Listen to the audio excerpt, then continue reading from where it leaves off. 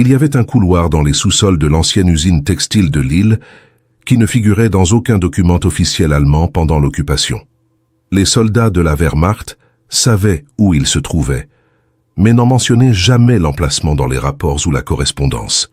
C'était un secret murmuré entre les tours de garde, transmis uniquement de vive voix entre les officiers qui avaient le besoin de savoir, et consigné dans des carnets personnels qui seraient brûlés avant le retrait allemand en 1944.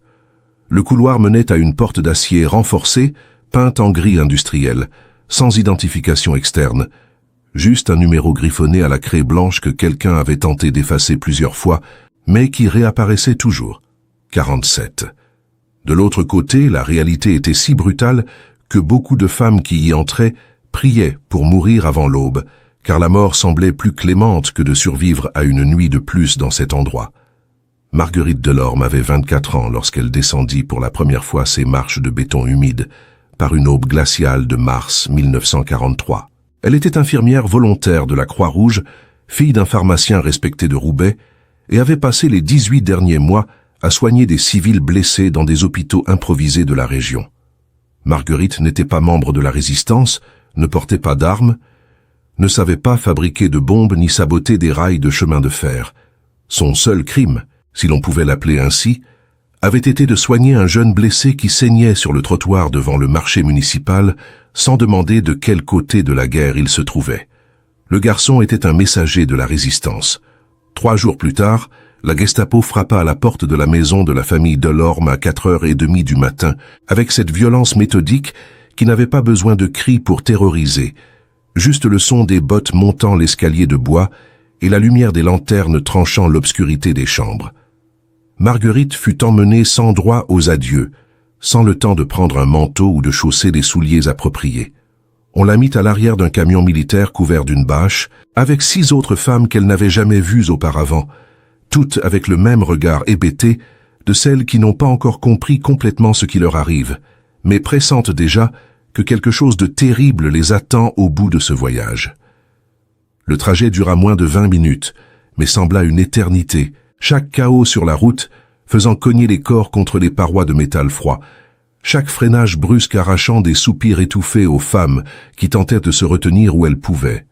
Quand le camion s'arrêta finalement et que la bâche fut tirée en arrière, Marguerite vit pour la première fois la façade délabrée de l'ancienne usine textile Roussel & Fils, un bâtiment de briques rouges noirci par la suie et la pluie acide des années de guerre, avec des fenêtres brisées qui ressemblaient à des yeux vides observant l'arrivée de nouvelles victimes. L'usine avait été désaffectée en 1940, juste après l'occupation allemande, quand le propriétaire s'était enfui en Angleterre, en emportant avec lui les plans des machines, et ne laissant derrière lui que les structures de fer rouillées et les halls vides où travaillaient autrefois plus de 200 ouvriers. Mais les Allemands avaient trouvé une utilité à cet espace oublié. Ils avaient transformé le rez-de-chaussée en dépôt de ravitaillement, le premier étage en logement temporaire pour les troupes de passage, et le sous-sol, ce sous-sol humide et froid qui abritait autrefois des chaudières et des cuves de teinture industrielle, en quelque chose qui ne serait jamais mentionné dans les registres officiels de l'occupation. Là, dans ce labyrinthe de couloirs étroits, éclairés par des ampoules faibles qui clignotaient constamment, ils avaient créé un espace où les règles de la guerre ne s'appliquaient pas, où la Convention de Genève n'était qu'un souvenir lointain, et où les femmes françaises disparaissaient pendant des jours, des semaines, ou pour toujours. Marguerite sentit l'odeur avant même de descendre les escaliers. C'était un mélange nauséabond de moisissures, de désinfectants bon marché, de sueur accumulée et de quelque chose de métallique qu'elle reconnut immédiatement comme du sang vieux. Cette odeur spécifique qui colle aux murs et au sol quand il n'y a pas de ventilation adéquate ni d'effort réel de nettoyage.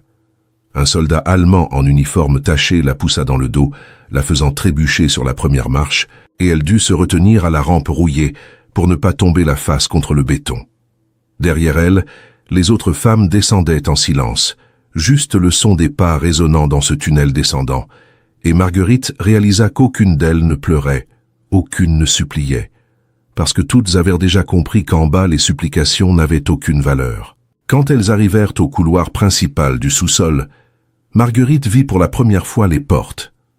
Il y en avait 7 au total, distribuées irrégulièrement le long d'un passage qui s'étendaient sur environ 40 mètres, chacune en métal lourd, avec de petites fenêtres grillagées à hauteur des yeux et des serrures renforcées du côté extérieur.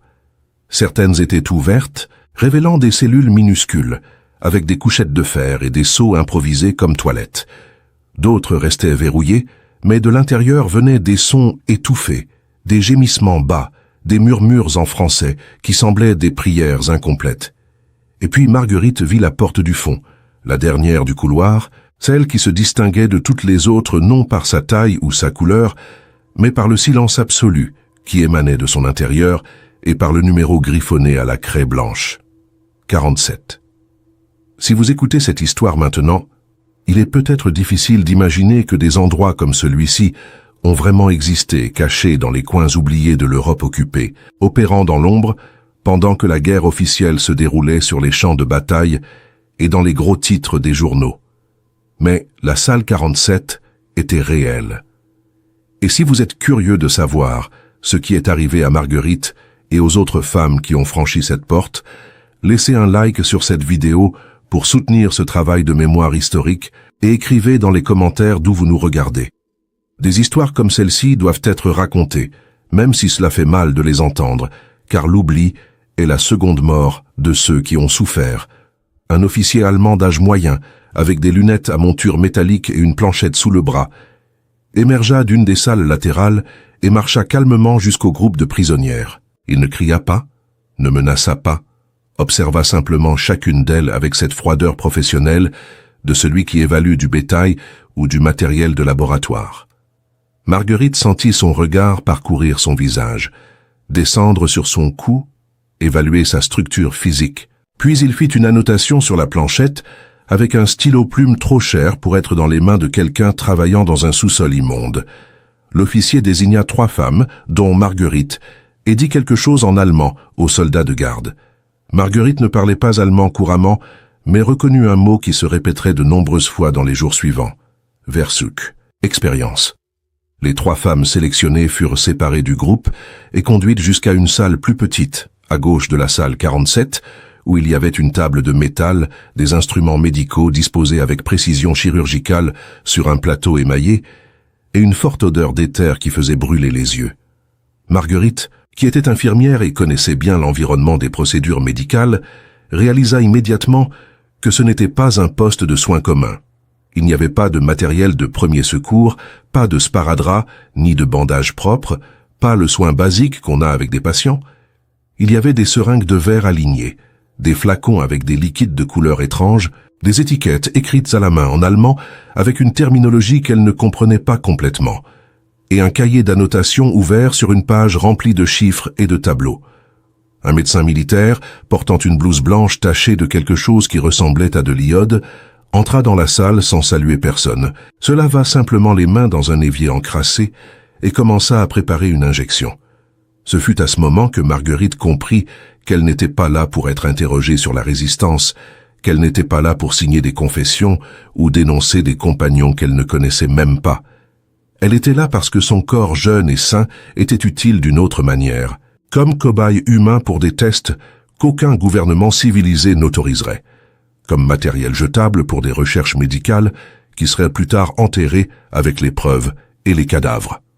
Le médecin s'approcha d'elle avec la seringue et Marguerite tenta de reculer, mais 2 soldats la saisirent par les bras avec une force brutale, l'immobilisant complètement. Elle sentit l'aiguille pénétrer la peau de son avant-bras, sentit le liquide froid entrer dans sa veine, et puis sentit une vague de vertige qui la fit chanceler, les jambes cédant, la vision se troublant, et la dernière chose qu'elle vit avant de s'évanouir fut le médecin notant quelque chose dans le cahier, avec la même indifférence de celui qui enregistre la température d'une solution chimique. Marguerite se réveilla sur une couchette étroite en fer, couverte seulement d'une couverture fine, qui sentait la moisissure et la sueur d'autres personnes.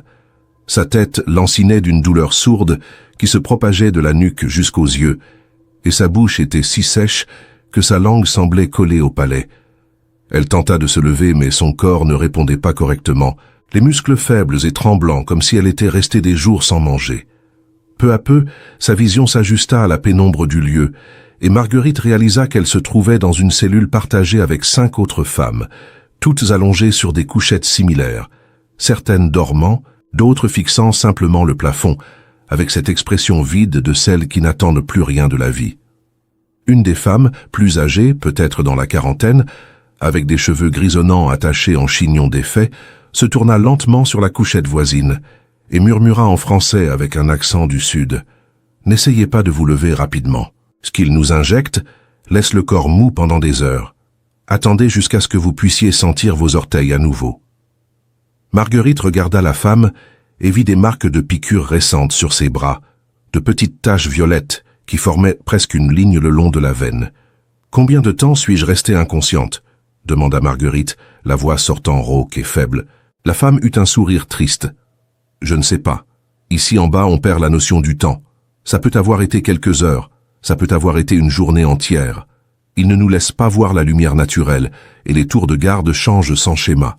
Tout est fait pour te désorienter. » La femme se présenta comme Simone Archambault, professeure de littérature de Toulouse, arrêtée 3 semaines plus tôt pour avoir caché des livres interdits par les Allemands dans la bibliothèque de l'école où elle enseignait. Simone raconta, avec ce calme résigné de celle qui a déjà traversé toutes les étapes du désespoir et est arrivée à une sorte d'acceptation fataliste, que la salle 47 était utilisée principalement pour 2 objectifs, les expériences médicales et les interrogatoires violents. Les médecins allemands, selon elle, testaient des vaccins expérimentaux contre le typhus et la dysenterie, maladies qui ravageaient les troupes allemandes sur le front oriental, et utilisaient les prisonnières françaises comme cobayes parce qu'ils considéraient leur vie jetable, sans valeur politique ou militaire significative. Ils nous injectent des choses, et ensuite nous observent les réactions. Ils notent tout. Fièvre, vomissements, convulsions, tout. Certaines femmes ont des réactions terribles, restent des jours à délirer. D'autres ne semblent rien sentir, mais alors ils augmentent la dose et réessaient. Marguerite sentit un frisson parcourir sa colonne vertébrale. Elle connaissait des histoires d'expériences médicales nazies, avait entendu des murmures sur ce qui se passait dans les camps de concentration, mais n'avait jamais imaginé que quelque chose comme ça pouvait se passer ici, dans le nord de la France, dans une usine abandonnée à quelques kilomètres de sa ville natale. « Et la salle 47 ?» demanda Marguerite, se souvenant de cette porte silencieuse au fond du couloir. Simone détourna le regard, et pour la première fois, Marguerite vit une peur authentique dans ses yeux. La salle 47 est différente. Ce ne sont pas que des expériences médicales. C'est là qu'ils emmènent les femmes qui essaient de résister ou qu'ils considèrent particulièrement problématiques. Ce qui se passe là-dedans, personne n'en parle beaucoup. Celles qui en reviennent ne veulent pas se souvenir, et beaucoup n'en reviennent pas.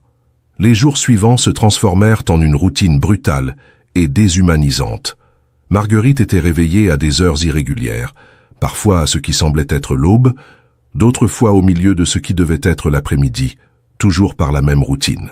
2 soldats ouvrirent la cellule, criaient des noms d'une liste, et les femmes appelées étaient conduites jusqu'à la salle de procédure. Là, le médecin en blouse tachée appliquait des injections, prélevait des échantillons de sang avec des aiguilles épaisses qui laissaient des hématomes douloureux et parfois obligeait les prisonnières à ingérer des liquides au goût amer qui provoquaient des nausées intenses et des diarrhées qui duraient des heures. Marguerite fut soumise à au moins 7 injections différentes pendant les 2 premières semaines, chacune d'elles produisant des effets secondaires qui variaient de fièvre très élevée, qui la faisaient trembler de manière incontrôlée jusqu'à des épisodes de vomissements si violents qu'elle pensait que son estomac allait se retourner. Mais il y avait des méthodes encore plus cruelles appliquées dans ce sous-sol. Marguerite apprit par d'autres prisonnières que certains médecins testaient des techniques de stérilisation forcée, injectant des substances chimiques directement dans l'utérus de jeunes femmes pour vérifier s'ils pouvaient induire une infertilité permanente sans nécessité de chirurgie. Une jeune fille de seulement 19 ans, nommée Colette, fut soumise à cette procédure et passa 3 jours à hurler de douleur dans la cellule, saignant abondamment, jusqu'à ce qu'on l'emmène finalement sur un brancard, et personne ne sut jamais ce qui lui était arrivé. Une autre prisonnière, une femme enceinte de 5 mois qui avait été capturée lors d'une rafle à Saint-Omer, fut utilisée pour tester les effets de radiation contrôlée sur le développement fœtal, et quand le bébé naquit finalement, 3 semaines prématurément, Le corps minuscule présentait des déformations qui firent même détourner le visage aux soldats de garde. Marguerite, avec sa formation d'infirmière, essayait d'offrir un peu de réconfort aux autres femmes, partageant le peu qu'elle savait sur comment minimiser les infections, comment nettoyer les blessures avec les ressources précaires qu'elles avaient, comment contrôler la fièvre avec des compresses froides d'eau sale. Mais la vérité est qu'elle se sentait complètement impuissante face à l'ampleur de la souffrance autour d'elle. Il y avait des femmes qui ne pouvaient plus marcher correctement à cause de dommages aux nerfs causés par des injections mal appliquées. Il y avait des femmes qui avaient perdu des dents après des infections non traitées dans la bouche. Il y avait des femmes qui abandonnaient simplement de manger, se couchaient sur la couchette et attendaient que la mort arrive, parce que la mort semblait plus digne que de continuer à être utilisée comme animal de laboratoire. Et puis il y avait la salle 47. Marguerite y fut emmenée pour la première fois par une nuit d'avril, quand un officier allemand différent des habituels apparut dans le couloir et la désigna directement. L'homme était plus jeune que les autres, peut-être une trentaine d'années, cheveux blonds peignés en arrière avec de la brillantine, et portait un uniforme impeccablement propre qui contrastait avec la saleté généralisée du sous-sol. Il ne dit rien, fit juste un geste de la main pour qu'elle le suive, et Marguerite, sachant que résister serait inutile et ne résulterait qu'en violence immédiate, se leva de la couchette et marcha derrière lui avec les jambes tremblantes de peur.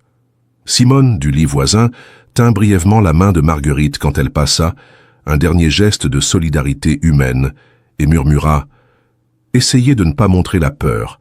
Ils aiment quand on montre la peur. » La porte de la salle 47 fut ouverte par un soldat qui montait la garde en permanence de l'autre côté, et Marguerite entra dans un espace plus grand qu'elle ne s'y attendait, peut-être une vingtaine de mètres carrés, éclairé par des ampoules nues suspendues au plafond qui faisaient des ombres dures sur les murs de béton écaillé. Le sol était couvert de taches sombres qui ressemblaient à du sang séché, et au centre il y avait une table de bois lourde avec des sangles de cuir attachées sur les côtés. Il n'y avait pas d'instruments médicaux là, pas de seringues, ni de flacons de substances chimiques. Il y avait seulement cette table, ces sangles, et 3 soldats allemands qui l'observaient, avec des expressions que Marguerite reconnut immédiatement comme prédatrices, ce regard qu'elle avait vu auparavant chez des hommes qui ne voyaient pas les femmes comme des êtres humains, mais comme des objets disponibles pour usage. Ce qui se passa dans les heures suivantes, à l'intérieur de la salle 47, fut quelque chose que Marguerite ne put jamais décrire complètement, même des décennies plus tard, quand elle trouva finalement le courage de parler de cette période de sa vie. Elle se souvenait de fragments, d'être forcée à se déshabiller, pendant qu'un des soldats riait de quelque chose que l'autre avait dit en allemand, de sentir les sangles de cuir serrer ses poignets et ses chevilles jusqu'à couper la circulation, de crier jusqu'à ce que sa voix lâche et réaliser que personne ne viendrait t'aider, parce qu'en bas les cris étaient si communs qu'ils devenaient juste un bruit de fond de plus. Elle se souvenait de l'odeur de sueur et d'alcool bon marché dans l'haleine des hommes, de la douleur physique qui semblait ne pas avoir de fin, et de l'humiliation profonde d'avoir son corps utilisé comme s'il ne lui appartenait pas, comme si elle n'était rien d'autre qu'un objet jetable qui serait jeté dès qu'il perdrait son utilité. Quand ils la retirèrent finalement de la table et la jetèrent de retour dans la cellule, Marguerite ne pouvait plus marcher correctement. Simone et une autre prisonnière l'aidèrent à monter sur la couchette, nettoyèrent le sang de ses jambes avec des chiffons mouillés et restèrent à ses côtés en silence parce qu'il n'y avait pas de mots adéquats pour ce type de souffrance. Marguerite passa 3 jours sans réussir à manger quoi que ce soit de solide, le corps entier douloureux, comme si elle avait été battue, et quand elle réussit finalement à se lever et à aller jusqu'au seau qui servait de toilette, elle vit qu'elle saignait encore, de petites taches rouges qui tachaient le seul vêtement qui lui restait. La vie dans le sous-sol de l'usine textile de Lille se poursuivait sans schéma prévisible, ce qui faisait partie de la stratégie pour briser psychologiquement les prisonnières. Il n'y avait pas d'horaire fixe pour les repas, qui consistaient généralement en une soupe claire, avec des morceaux de pommes de terre pourries et du pain dur qui avait un goût de sciure. Il n'y avait pas de bain régulier, seulement des seaux d'eau froide que les femmes utilisaient pour se laver comme elles pouvaient, toujours surveillées par des soldats qui faisaient des commentaires obscènes en allemand et riaient entre eux. Il n'y avait pas de lumière naturelle, pas de calendrier, pas de moyen de savoir s'il faisait jour ou nuit dehors, et cette désorientation temporelle faisait que beaucoup de prisonnières perdaient complètement la notion du temps qu'elles passaient là, si des semaines ou des mois s'étaient écoulés depuis leur capture. Marguerite commença à faire de petites marques sur le mur de béton avec un fragment de métal qu'elle avait trouvé par terre, une marque pour chaque fois qu'elle se réveillait de ce qu'elle supposait être une période de sommeil, essayant de créer une structure mentale qui l'aiderait à maintenir sa santé mentale. D'après ce qu'elle pouvait calculer, environ 6 semaines s'étaient écoulées dans cet enfer souterrain et son corps montrait les signes accumulés de l'abus constant. Elle avait perdu au moins 10 kilos. Ses cheveux commençaient à tomber par touffes à cause de la malnutrition et du stress extrême, et elle avait une toux persistante qui empirait la nuit à cause de l'humidité du sous-sol. Mais le pire n'étaient pas les marques physiques.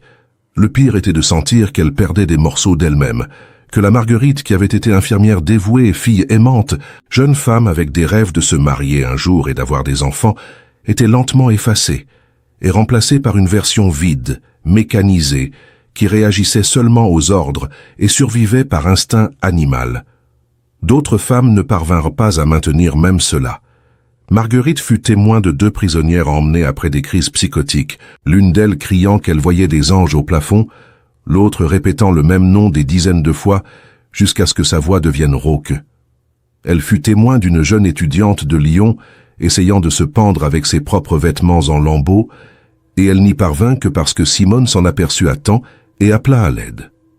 Les Allemands la retirèrent de la cellule, lui appliquèrent une sorte de sédatif, et quand ils la ramenèrent des heures plus tard, la jeune fille avait les yeux vitreux et marchait comme un zombie, complètement droguée avec une substance quelconque qui la maintenait docile et non réactive.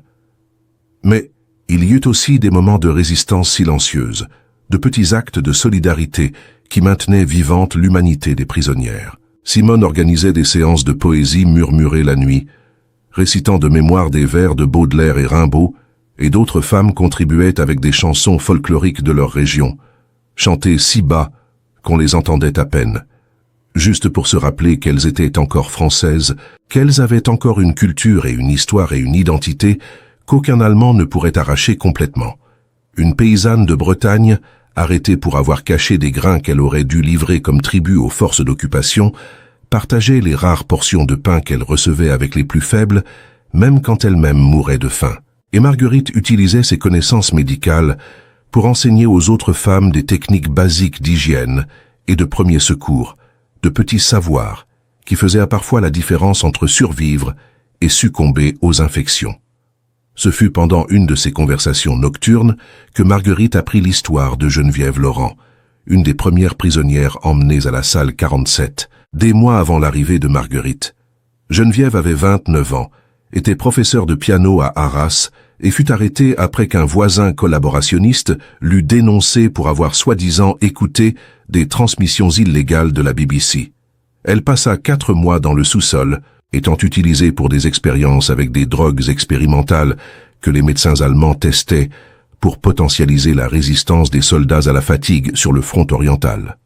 Geneviève reçut des doses très élevées d'amphétamines et d'autres substances stimulantes, resta des jours sans dormir sous observation médicale, et quand son cœur entra finalement en arythmie grave, ils la laissèrent simplement mourir dans la cellule, sans aucune tentative de réanimation. Son corps fut retiré sur un brancard couvert d'une bâche et n'apparut jamais dans les registres officiels de décès de l'occupation. Des histoires comme celle de Geneviève étaient innombrables. Marguerite entendit parler de Thérèse Bonnet, une sage-femme de 52 ans d'Amiens, qui fut soumise à des expériences d'hypothermie pour tester combien de temps un être humain pouvait survivre dans l'eau glacée avant d'entrer en choc thermique fatal. Elle entendit parler d'Isabelle Rousseau, une jeune ouvrière textile de 19 ans, qui fut infectée délibérément avec des bactéries de typhus pour tester l'efficacité d'un antibiotique expérimental et qui mourut de septicémie généralisée après 10 jours de fièvre très élevée et de délire. Elle entendit parler d'Émilie Garnier, une étudiante en médecine de 23 ans qui ironiquement avait suffisamment de connaissances pour comprendre exactement ce que les médecins allemands faisaient avec elle et qui tenta de résister en expliquant en allemand précaire que ce qu'il faisait violait toutes les normes médicales internationales, mais fut brutalement battue et emmenée à la salle 47, d'où elle sortit 3 jours plus tard si traumatisée qu'elle ne put plus jamais parler. Les récits se multipliaient dans l'obscurité de ces cellules humides. Chaque femme portait en elle le poids de souvenirs qu'elle aurait préféré ne jamais avoir. Marguerite apprit l'existence de Claire Fontaine, une bibliothécaire de 36 ans de Valenciennes, arrêtée pour avoir prêté des livres interdits à des étudiants. Claire fut utilisée dans des tests de privation sensorielle, enfermée dans une pièce complètement noire et silencieuse pendant des jours, nourrie uniquement par un tube, jusqu'à ce qu'elle commence à avoir des hallucinations auditives et visuelles si intenses que même après sa libération de cette pièce, elle ne parvint jamais à retrouver complètement sa lucidité. Les médecins allemands documentaient méticuleusement ses réactions, prenant des notes sur la détérioration progressive de son état mental, comme si elle n'était qu'un sujet d'étude fascinant, plutôt qu'un être humain en souffrance. Il y avait aussi l'histoire d'Hélène Moreau, aucune relation avec Marguerite malgré le nom similaire, une couturière de 43 ans de Dunkerque qui fut capturée alors qu'elle cousait des uniformes civils pour des membres de la résistance. Hélène fut soumise à des injections répétées d'une substance que les médecins allemands appelaient simplement composé B7, un mélange chimique dont personne ne connaissait vraiment la composition exacte. Les effets furent dévastateurs. Hélène développa des tremblements incontrôlables dans les mains, perdit progressivement la vision d'un œil, et ses cheveux tombèrent complètement en l'espace de 2 semaines. Quand les médecins réalisèrent qu'elle n'avait plus d'utilité pour leurs tests, ils cessèrent simplement de la nourrir correctement, et Hélène mourut de faim combinée aux effets toxiques accumulés des substances injectées. Chaque matin, quand les prisonnières se réveillaient, il y avait toujours cette angoisse de ne pas savoir qui serait appelé ce jour-là, qui serait traîné vers la salle de procédure, ou pire encore, vers la salle 47. Les soldats semblaient choisir au hasard parfois, d'autres fois ils sélectionnaient délibérément les femmes qui montraient encore des signes de résistance ou de force physique. Marguerite remarqua que les plus fragiles, celles qui étaient déjà affaiblies au point de ne presque plus pouvoir marcher, étaient généralement laissées tranquilles, comme si elles n'avaient plus aucune valeur, même comme cobayes. Cette réalisation cruelle fit comprendre à Marguerite que leur survie dépendait d'un équilibre impossible, être assez forte pour ne pas mourir, mais assez faible pour ne pas être considérée utile pour de nouvelles expériences. En juin 1943, il y eut un changement significatif dans la dynamique du sous-sol. De nouvelles prisonnières arrivèrent, parmi elles, plusieurs femmes capturées pendant une grande rafle de la Gestapo à Roubaix, la ville natale de Marguerite. Parmi ces nouvelles prisonnières se trouvait une jeune fille que Marguerite reconnut immédiatement. C'était Véronique Petit, fille du boulanger de la rue où Marguerite avait grandi, une enfant que Marguerite avait vue grandir depuis son plus jeune âge et qui maintenant, à 16 ans, avait été arrêtée pour avoir distribué des tracts de la résistance à l'école. Voir Véronique là, avec ce regard terrifié de celle qui ne comprend pas encore l'étendue du cauchemar dans lequel elle est entrée, réveilla en Marguerite une fureur protectrice qu'elle ne savait pas encore avoir. Marguerite serra la jeune fille dans ses bras, murmura des mots de réconfort auxquels elle-même ne croyait pas complètement, et promit qu'elle ferait tout en son pouvoir pour la protéger. Mais il y avait peu que Marguerite pouvait faire. Véronique fut sélectionnée pour des expériences dès le 2e jour, et Marguerite assista impuissante pendant qu'on traînait la jeune fille vers la salle de procédure. Quand Véronique revint, des heures plus tard, elle vomissait violemment et avait des marques d'injection sur les 2 bras. Marguerite tint ses cheveux pendant qu'elle vomissait dans le seau, nettoya son front avec de l'eau froide, et pria pour la première fois depuis des années, demandant à Dieu de donner à la jeune fille la force de survivre. Véronique survécut à cette nuit-là, mais fut emmenée 5 autres fois pour des procédures dans les semaines suivantes, et à chaque retour, elle était plus faible, plus éteinte, jusqu'à ce qu'un matin elle ne se réveille simplement pas, son petit corps maigre déjà froid, quand Simone essaya de la secouer pour la distribution du pain. La mort de Véronique brisa quelque chose à l'intérieur de Marguerite. Elle réalisa que si elle continuait seulement à survivre passivement, seulement à réagir à ce que les Allemands imposaient, elle finirait comme Véronique, comme Geneviève, comme toutes les autres dont les noms n'apparaîtraient jamais dans les registres officiels, effacées de l'histoire comme si elles n'avaient jamais existé. Marguerite commença à prêter plus attention au schéma de déplacement des gardes, aux horaires auxquels l'officier médical arrivait et partait, aux petites incohérences dans la routine qui pourraient représenter des vulnérabilités. Elle partagea ses observations avec Simone et avec d'autres prisonnières de confiance. Et ensemble, elles commencèrent à élaborer un plan qui était presque suicidaire, mais semblait préférable à simplement attendre la mort. Elles tenteraient de s'évader. Le plan dépendait de plusieurs facteurs s'alignant parfaitement. Premièrement, elles avaient besoin d'une nuit où il y aurait moins de gardes dans le sous-sol, ce qui arrivait généralement quand des troupes étaient détachées pour des opérations dans d'autres villes de la région. Deuxièmement, elles devaient créer une distraction qui attirerait les gardes loin des cellules principales. Troisièmement, elles devaient obtenir l'accès à l'escalier qui menait au rez-de-chaussée, et ensuite trouver une sortie du bâtiment avant que l'alarme ne soit donnée et que les renforts n'arrivent. Les chances de succès étaient minimes et toutes savaient que si elles étaient capturées au milieu de la fuite, la punition serait pire que tout ce qu'elles avaient déjà subi. Mais l'alternative était de continuer là, étant lentement détruite jusqu'à ce qu'il ne reste plus rien d'humain en elles. Les jours qui précédèrent la tentative d'évasion furent remplis d'une tension presque insupportable. Marguerite et les autres femmes impliquées dans le plan devaient continuer à agir normalement, à ne montrer aucun signe qu'elles préparaient quelque chose, tout en restant constamment vigilantes pour identifier le moment opportun. Elles récupérèrent secrètement de petits objets qui pourraient servir d'armes improvisées, des fragments de métal, un morceau de tuyau détaché d'un lavabo cassé, même une lourde pierre qu'une des prisonnières avait trouvée dans un coin du couloir. Ces objets furent cachés sous les couchettes, enveloppés dans des chiffons pour ne pas faire de bruit s'ils bougeaient accidentellement. Simone, avec son expérience de professeur habitué à organiser et à planifier, devint naturellement la coordinatrice principale du plan. Elle assigna des rôles spécifiques à chaque femme participante. Certaines seraient responsables de créer la distraction, d'autres de maîtriser les gardes si nécessaire, d'autres encore de guider le groupe vers la sortie une fois qu'ils auraient atteint le rez-de-chaussée. Marguerite, avec ses connaissances médicales et sa capacité à rester relativement calme sous pression, fut désignée pour s'occuper de toute blessure immédiate qui pourrait survenir pendant la tentative. Toutes savaient que les chances de toutes survivre étaient pratiquement nulles, mais l'espoir de voir au moins quelques-unes réussir à s'échapper et à témoigner de ce qui se passait dans ce sous-sol justifiait le risque. L'opportunité se présenta par une nuit de juillet quand un bombardement allié toucha une gare ferroviaire à environ 15 km de l'île, et la moitié des soldats de la garnison fut mobilisée pour aider au contrôle des incendies et à la sécurité de la zone. Il ne resta que 3 gardes dans le sous-sol, et l'un d'eux était le jeune soldat que Marguerite avait déjà observé s'endormir pendant son tour de garde lors de nuits précédentes. Simone provoqua un effondrement simulé, tombant sur le sol de la cellule et convulsant de manière convaincante. Et quand le garde ouvrit la porte pour vérifier ce qui se passait, 2 autres prisonnières l'attaquèrent avec le morceau de tuyau métallique qu'elles avaient réussi à détacher d'un lavabo cassé.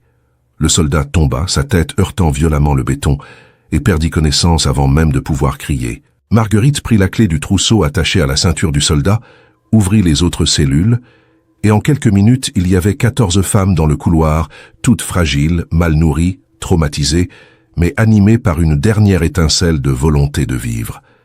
Elles montèrent l'escalier en file silencieuse, chaque pas mesuré avec soin pour ne pas faire de bruit, les cœurs battant si fort qu'il semblait que les Allemands pourraient l'entendre même à distance. Elles arrivèrent au rez-de-chaussée, où le dépôt de ravitaillement était plongé dans la pénombre, et Marguerite guida le groupe vers une porte latérale qu'elle avait vue être utilisée par des soldats pour sortir fumer. Ce fut là, à quelques mètres de la liberté, que tout s'effondra. Un officier allemand qui revenait des toilettes surgit dans le couloir, vit le groupe de prisonnières en fuite et cria l'alarme avant qu'aucune d'elles ne puisse réagir. En quelques secondes, des soldats apparurent de tous les côtés, armes pointées, cris en allemand résonnant dans le bâtiment. Certaines femmes essayèrent de courir quand même, mais furent renversées par des coups de crosse de fusil. D'autres abandonnèrent simplement et s'agenouillèrent par terre, sachant que résister serait inutile. Marguerite regarda la porte latérale, si proche, et pendant une seconde considéra courir, tenter sa chance. Mais alors elle vit Simone être battue par un soldat et ne put l'abandonner. Toutes furent ramenées au sous-sol, mais pas dans les cellules communes. Cette fois, elles furent toutes enfermées dans la salle 47. Ce qui se passa dans la salle 47 cette nuit de juillet 1943 fut la punition collective la plus brutale que les Allemands appliquèrent pendant toute l'occupation de ce sous-sol. Les 14 femmes qui tentèrent de s'évader furent enfermées dans le même espace de 20 mètres carrés, sans eau, sans nourriture, sans toilette, et avec la porte verrouillée de l'extérieur. La température dans le sous-sol était déjà naturellement élevée à cause de l'été, mais dans la salle 47, sans ventilation adéquate, la chaleur devint insupportable.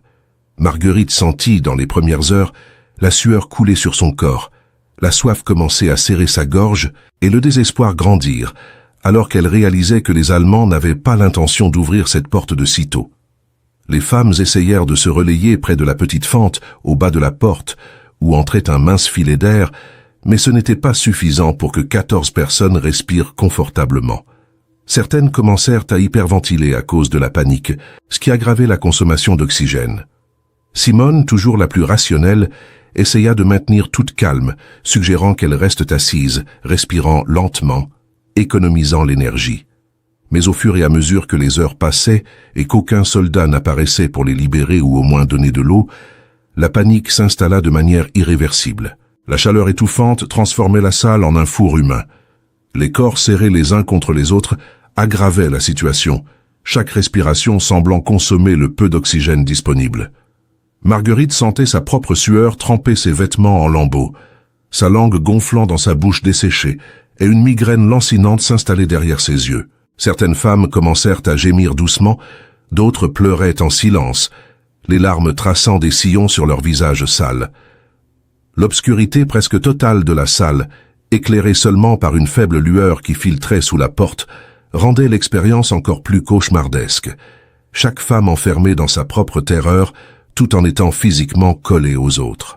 À la deuxième nuit, une des femmes les plus âgées, qui était déjà affaiblie par des expériences antérieures, commença à délirer, parlant à des personnes qui n'étaient pas là, appelant des enfants qu'elle ne reverrait probablement jamais. Marguerite essaya de la réconforter, mais sans eau, sans médicaments, sans rien d'autre que des mots, il y avait peu qu'elle pouvait faire. La femme s'éteignit le 3e jour, son corps cédant simplement au stress extrême, à la déshydratation et à l'épuisement. Et les autres prisonnières durent cohabiter avec le cadavre pendant 2 jours supplémentaires, jusqu'à ce que finalement la porte soit ouverte. L'odeur devint rapidement insupportable. Le corps en décomposition, combiné aux déjections que les femmes n'avaient eu d'autre choix que de faire dans un coin de la salle, créait une puanteur qui donnait la nausée même à celles qui avaient l'estomac le plus solide. Marguerite essaya de respirer par la bouche, mais cela ne faisait qu'empirer les choses, le goût nauséabond se déposant sur sa langue. Elle vit plusieurs femmes vomir, ce qui aggravait leur déshydratation déjà critique. Certaines commencèrent à avoir des hallucinations, voyant de l'eau là où il n'y en avait pas, parlant de fontaines et de rivières qui n'existaient que dans leurs esprits tourmentés par la soif. Simone, malgré sa propre souffrance, essayait de maintenir un semblant d'ordre et d'espoir. Elle récitait des poèmes d'une voix rauque, encourageait les femmes à penser à leur famille, à des souvenirs heureux, à tout ce qui pourrait les aider à tenir encore un peu. Mais même sa force remarquable commençait à faiblir. Marguerite la vit, lors de la 4e nuit, s'effondrer contre le mur, les yeux clos, les lèvres craquelées et saignantes, murmurant des mots qui n'avaient plus de sens. Marguerite rampa jusqu'à elle, prit sa main osseuse et resta ainsi 2 femmes au bord de la mort se donnant mutuellement la seule chose qui leur restait, la présence humaine. Au 5e jour, quand les soldats ouvrirent finalement la salle 47, ils trouvèrent 3 femmes mortes, 9 gravement affaiblies, et 2 dont Marguerite et Simone qui parvenaient encore à se tenir debout, bien que difficilement. Les survivantes furent traînées hors de la salle, leurs jambes ne pouvant plus les porter correctement, et furent ramenées dans les cellules. On leur donna de l'eau, mais certaines burent trop vite et vomirent immédiatement, leurs estomacs ne pouvant plus gérer l'ingestion rapide, après tant de jours de privation. Marguerite but lentement, forçant son corps à accepter le liquide par petites gorgées, sachant que c'était la seule façon de survivre. Dans les jours qui suivirent, Marguerite remarqua des changements significatifs dans le sous-sol. Il y avait moins de gardes, moins de médecins faisant leur ronde, moins d'expériences menées. Les Allemands étaient clairement en train de préparer quelque chose, et les prisonnières commencèrent à entendre des rumeurs murmurées entre les soldats sur l'avancée des forces alliées. Le jour J avait eu lieu en juin, et maintenant, en août 1944, les troupes alliées progressaient à travers la France. L'espoir, ce sentiment que beaucoup de femmes pensaient avoir perdu à jamais, commença timidement à renaître. Mais avec cet espoir venait aussi une nouvelle terreur. Que feraient les Allemands des prisonnières quand ils devraient évacuer? Les rumeurs circulaient dans les cellules sur des massacres dans d'autres installations, sur des prisonniers exécutés pour ne laisser aucun témoin. Marguerite et Simone discutaient à voix basse de cette possibilité, se demandant s'ils avaient survécu à tout cela seulement pour être abattus dans les derniers jours de l'occupation. Cette incertitude était peut-être pire que les expériences elles-mêmes, cette attente angoissante de découvrir leur sort. Puis, par une matinée brumeuse d'août, les portes des cellules s'ouvrirent brusquement. Un officier allemand que Marguerite n'avait jamais vu auparavant cria en français approximatif que toutes les prisonnières devaient sortir immédiatement. Les femmes, confuses et terrifiées, se regardèrent, ne sachant pas si c'était leur exécution qui les attendait ou autre chose. Mais quand elles arrivèrent dans le couloir, au lieu d'être alignées contre un mur, elles furent simplement poussées vers l'escalier. « Partez, disparaissez !» cria l'officier en allemand, et un des soldats plus jeunes traduisit grossièrement en français. Marguerite et les autres survivantes grimpèrent l'escalier en trébuchant, leurs jambes affaiblies peinant à supporter leur propre poids. Quand elles émergèrent au rez-de-chaussée, puis à l'extérieur du bâtiment, la lumière du soleil était si brillante après des mois dans l'obscurité qu'elle leur fit mal aux yeux. Certaines femmes duraient se couvrir le visage, leurs yeux s'étant tellement habitués à la pénombre qu'ils ne pouvaient plus tolérer la clarté naturelle. Marguerite cligna des yeux plusieurs fois, laissant sa vision s'ajuster progressivement, et quand elle put finalement voir clairement, elle réalisa qu'elles étaient vraiment libres, que les Allemands les avaient simplement jetées dehors comme des déchets dont ils n'avaient plus besoin. Les femmes se dispersèrent lentement, chacune marchant dans une direction différente, certaines s'effondrant après quelques pas seulement, leur corps trop faible pour aller plus loin. Marguerite voulait courir, s'éloigner le plus possible de cet endroit maudit, mais ses jambes ne lui obéissaient pas. Elle avança en titubant dans les rues de l'île, méconnaissable, maigre comme un squelette, ses cheveux tombés en laissant des plaques chauves sur son crâne, sa peau marquée de cicatrices, d'hématomes et de plaies infectées. Les quelques civils qu'elle croisa détournèrent le regard, soit par peur, soit par incapacité à affronter la preuve vivante de l'horreur qui s'était déroulée si près de chez eux.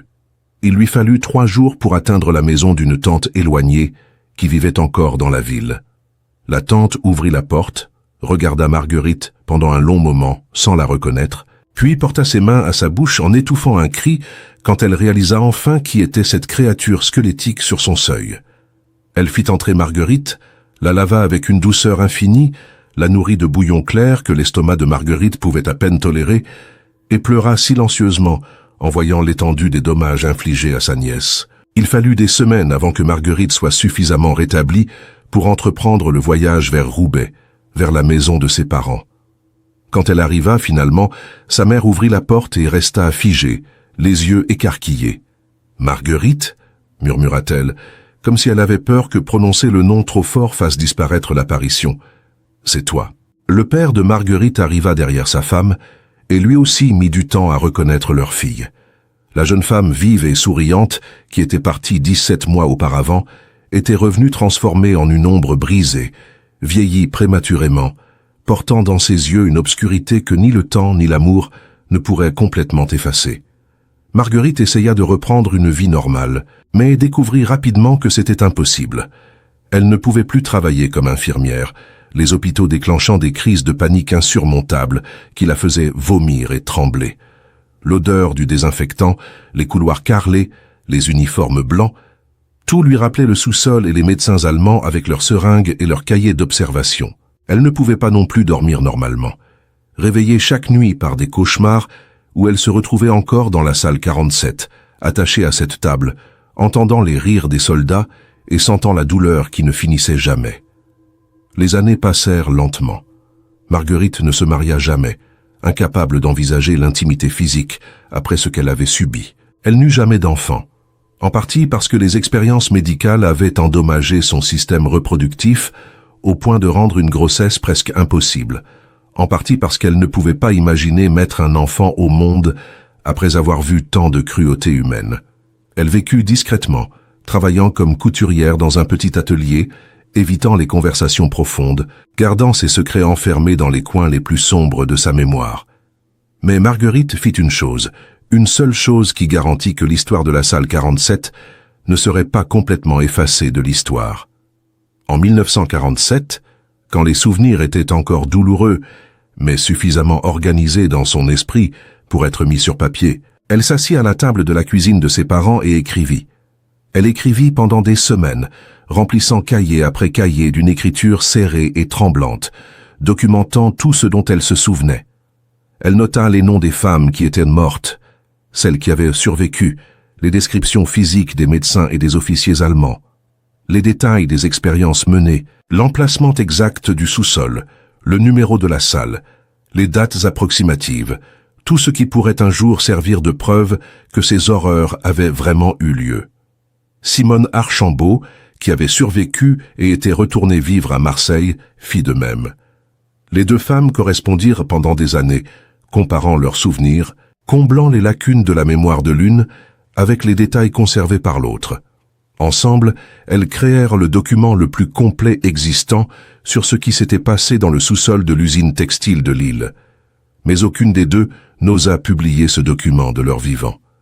La France d'après-guerre voulait tourner la page, se reconstruire, oublier les parties les plus sombres de l'occupation.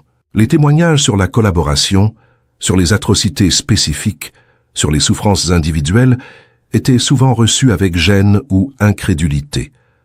Marguerite cacha son manuscrit dans une boîte métallique qu'elle enterra dans le jardin de la maison familiale, sous le vieux pommier où elle jouait enfant. Elle laissa des instructions dans son testament pour que la boîte ne soit ouverte qu'après sa mort, espérant qu'à ce moment-là, le monde serait prêt à entendre ce qu'elle avait à dire. Simone fit quelque chose de similaire, confiant son propre témoignage à sa nièce, avec l'instruction de ne le rendre public que bien des années plus tard. Marguerite Delorme vécut jusqu'en 1998, atteignant l'âge de 79 ans. Elle mourut de cause naturelle dans son sommeil, une mort paisible qui contrastait cruellement avec la violence qu'elle avait endurée dans sa jeunesse. Sa nièce, en vidant la maison pour la vente, se souvint des instructions du testament et creusa sous le pommier. Elle trouva la boîte métallique, rouillée par les décennies mais toujours scellée, et à l'intérieur, les cahiers de Marguerite, leurs pages jaunies mais leurs mots toujours lisibles. Le document fut remis au musée de la Résistance de Lille, où des historiens l'examinèrent avec soin. Ils vérifièrent les faits croisés avec d'autres archives de la période, contactèrent Simone Archambault, qui était encore vivante à Marseille, et confirmèrent l'authenticité du témoignage. Simone, alors âgée de 85 ans, accepta de rencontrer les historiens et corrobora chaque détail du récit de Marguerite, ajoutant ses propres observations et se souvenant de femmes dont Marguerite n'avait pas noté les noms. L'histoire de la salle 47 fut finalement rendue publique en 2001 lors d'une exposition spéciale au musée intitulée « Les ombres de l'occupation, témoignages retrouvés ». L'exposition attira une attention considérable, pas seulement en France, mais internationalement.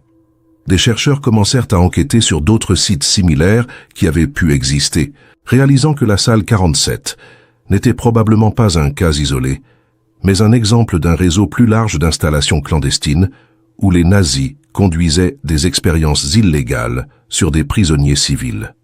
Des 28 femmes identifiées dans les témoignages de Marguerite et Simone, seulement 6 survécurent à la guerre. Les autres moururent dans le sous-sol, victimes d'expériences, de maladies, de malnutrition ou de violences directes. Aucun soldat allemand ne fut spécifiquement poursuivi pour les crimes commis dans la salle 47, en partie parce que la majorité des registres avaient été détruits pendant le retrait, en partie parce que beaucoup des victimes étaient mortes ou trop traumatisées pour témoigner devant un tribunal. Aujourd'hui, l'ancienne usine textile de Lille n'existe plus. Elle fut démolie en 2003 pour faire place à un complexe résidentiel moderne. Mais en 2005, grâce aux efforts du musée et des familles et des victimes, une plaque commémorative fut installée sur le site. Elle porte les noms des 28 femmes identifiées et l'inscription simple à la mémoire des femmes qui ont souffert dans le sous-sol de ce lieu. Que leur courage ne soit jamais oublié. L'histoire de la salle 47 nous rappelle une vérité inconfortable. Pendant la guerre, l'horreur ne se limite pas aux champs de bataille. Elle se cache aussi dans les sous-sols, dans les pièces sans fenêtres, dans les endroits que les cartes officielles ne montrent pas. Elle vit dans les expériences médicales menées sans consentement, dans la violence systématique contre les plus vulnérables, dans le silence des témoins qui détournent le regard, parce que reconnaître la vérité est trop douloureux. Marguerite Delorme et Simone Archambault refusèrent ce silence. Elles portèrent leurs témoignages à travers des décennies, les gardant en sécurité jusqu'à ce que le monde soit prêt à les entendre. Leur courage ne résidait pas seulement dans leur survie face à une brutalité inimaginable, mais dans leur détermination à s'assurer que les femmes qui moururent dans ce sous-sol ne disparaîtraient pas complètement de l'histoire, que leur nom serait prononcé à nouveau, que leur souffrance serait reconnue. La salle 47 exista. Les femmes qui y souffrirent existèrent, et leur voix, à même 70 ans plus tard, résonnent encore, nous rappelant que la dignité humaine est fragile, que la cruauté peut se cacher dans les coins les plus sombres de l'histoire, et que le courage de survivre et de témoigner est, parfois, le seul acte de résistance possible quand le monde entier semble avoir tourné le dos. Cette histoire n'est pas seulement celle de Marguerite, de Simone, de Véronique, de Geneviève, ou des 24 autres femmes dont nous connaissons les noms. C'est aussi l'histoire de toutes celles dont les noms ont été perdus, dont les corps n'ont jamais été retrouvés, dont les familles ont passé le reste de leur vie à se demander ce qui était arrivé à leurs filles, leurs sœurs, leurs mères. C'est l'histoire de la mémoire elle-même, de notre responsabilité collective de ne pas oublier, même quand ce souvenir fait mal, même quand l'oubli semble plus facile. Car si nous oublions, nous permettons que ces horreurs se reproduisent. Mais si nous nous souvenons, si nous racontons ces histoires, si nous prononçons ces noms, nous honorons non seulement les morts, mais aussi les survivantes qui ont trouvé la force de témoigner. Et nous nous rappelons à nous-mêmes que même dans les moments les plus sombres de l'humanité, il y a toujours eu des gens qui ont choisi de résister, de survivre, et de s'assurer que la vérité, aussi douloureuse soit-elle, soit finalement révélée. Ce que vous venez d'entendre n'est pas simplement une histoire du passé, c'est un témoignage arraché au silence, préservé par des femmes qui refusèrent que leur souffrance soit effacée de la mémoire collective. Marguerite Delorme et Simone Archambault ont porté ces souvenirs pendant des décennies, attendant le moment où le monde serait prêt à écouter, à comprendre, à ne plus détourner le regard. Leur courage ne résidait pas seulement dans leur capacité à survivre à l'horreur de la salle 47, mais dans leur détermination farouche à s'assurer que les 22 femmes qui moururent dans ce sous-sol ne disparaîtraient pas dans l'oubli, que leur nom continuerait d'être prononcé, que leur vie aurait compté pour quelque chose. Aujourd'hui, en écoutant cette histoire, vous devenez partie de cette chaîne de mémoire. Vous êtes maintenant dépositaire de ces témoignages, gardien d'une vérité que certains auraient préféré voir enterrée à jamais. Chaque fois que nous racontons ces histoires, chaque fois que nous refusons l'oubli commode, nous accomplissons l'acte de résistance que ces femmes ont commencé dans les cellules humides de l'île. Nous disons que leur vie avait de la valeur, que leurs souffrances ne furent pas vaines, que l'humanité ne peut avancer qu'en reconnaissant honnêtement ces moments les plus sombres. Si cette histoire vous a touché, si elle a réveillé en vous quelque chose d'essentiel sur la dignité humaine et la fragilité de nos libertés, laissez un like sur cette vidéo pour que l'algorithme permette à d'autres personnes de découvrir ces témoignages oubliés. Chaque like est un acte de mémoire, une façon de dire que ces femmes comptent encore, que leur histoire mérite d'être connue. Abonnez-vous à cette chaîne pour continuer à découvrir ces récits historiques que le temps a tenté d'effacer, mais que la vérité refuse de laisser mourir. Et surtout, écrivez dans les commentaires d'où vous nous écoutez en ce moment. Dites-nous quel pays, quelle ville vous habite pendant que vous entendez l'histoire de Marguerite et de toutes ces femmes de la salle 47. Partagez vos réflexions, vos émotions, ce que cette histoire éveille en vous. Car c'est dans ces conversations, dans cet échange entre des personnes du monde entier qui refusent l'oubli, que la mémoire devient véritablement vivante. Votre commentaire n'est pas juste une interaction sur une vidéo, c'est votre façon de témoigner que vous avez entendu, que vous avez compris, que vous vous souvenez. La salle 47 n'existe plus physiquement, Les murs ont été démolis, le sous-sol a été comblé, et des appartements modernes occupent maintenant cet espace qui fut autrefois un lieu de cauchemar. Mais tant que nous racontons cette histoire, tant que nous prononçons les noms de Marguerite Delorme, Simone Archambault, Véronique Petit, Geneviève Laurent et toutes les autres, la salle 47 continue d'exister dans notre mémoire collective, non pas comme un lieu d'horreur à oublier, mais comme un rappel urgent de ce que l'humanité ne doit plus jamais permettre. Merci d'avoir écouté jusqu'au bout. Merci de faire partie de ceux qui choisissent de se souvenir plutôt que d'oublier, de témoigner plutôt que de se taire. L'histoire de ces femmes survit maintenant à travers vous, à travers votre attention, votre empathie et votre volonté de transmettre leur mémoire. Et c'est peut-être là le plus bel hommage que nous puissions leur rendre. Faire en sorte que leur courage, leur souffrance et leur humanité continuent de résonner dans le cœur de ceux qui, comme vous, ont choisi d'écouter leur histoire jusqu'au dernier mot.